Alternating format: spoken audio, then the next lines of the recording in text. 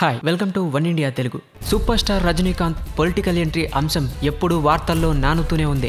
అభిమానులకు ఆయన కబురు పెట్టిన ప్రతిసారి ఈసారి ఖచ్చితంగా రాజకీయ ప్రకటన చేస్తాడన్న ఊహాగానాలు ఊపందుకుంటూనే ఉన్నాయి. యథావిధిగా రజనీ మాత్రం అలాంటిదేమీ లేదని తేల్చేస్తూనే ఉన్నారు. తాజాగా 8 ఏళ్ల సుదీర్ఘ విరామం తర్వాత రజనీకాంత్ అభిమానులతో సమావేశమయ్యారు.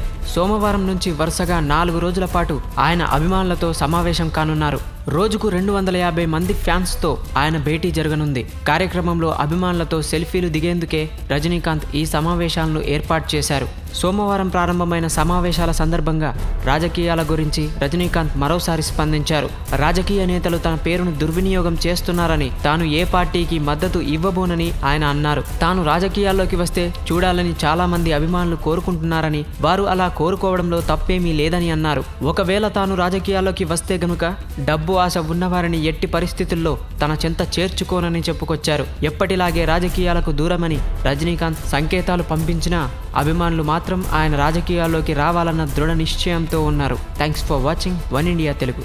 Like it, share it. For more updates please subscribe.